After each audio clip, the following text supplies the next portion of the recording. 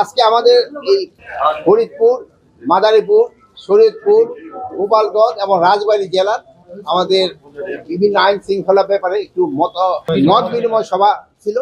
এই সভায় আমরা এখানে আলোচনা করলাম। এখানকার আমি দেখলাম প্রস্তুতি খুবই ভালো এবং প্রায় প্রতিটা কেন্দ্রেই আপনার সিসিটিভি লেগে গেছে এবং আনসার যাওয়ার সাথে সাথে অ্যাপটেক সুরক্ষা অ্যাপ যেটা হচ্ছে ওইটারও ব্যবস্থা হয়ে যাবে। এখানে ড্রোনেরও ব্যবস্থা করা হয়েছে।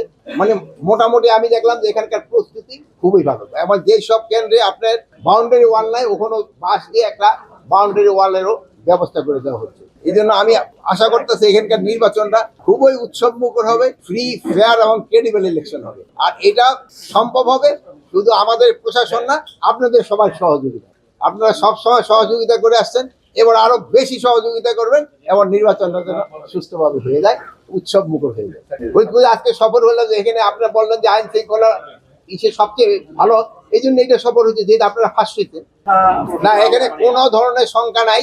এইবার মতো যে পরিমাণ আইন শৃঙ্খলার বাহিনী নিয়োগ করা হয়েছে কোনো ইতিহাসে আপনারা দেখাইতে পারবেন আইন শৃঙ্খলা বাহিনীর কর্মী।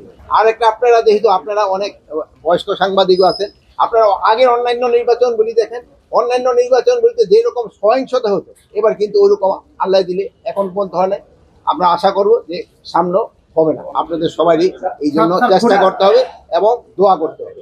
আরেকটা জিনিস হলো, আপনারা দেখছেন যে এবার অন্যান্য সময় আইন শৃঙ্খলা বাহিনী, স্পেশালি সশস্ত্র বাহিনী, এরা ভোট প্রাঙ্গণে যেতে পারতো না। এবার আমাদের সিনিয়র সচিব কিন্তু ওটার একটা ভালো ব্যবস্থা করে দিতে এবং প্রতিটা ভোট প্রাঙ্গণে তারা যেতে পারে। যদি কোনো রকমের সমস্যা হয় সেদিন দেখবেন যে কি ধরনের ব্যবস্থা নেয়, ওই ধরনের প্রস্তুতিগুলি নিয়ে কিন্তু এখানে আলাপ করা। সবকিছু তো ডিসক্লোজ করে দেওয়া যাবে না, কিছু কিছু তো আনুষ্ঠানিক থাকতো।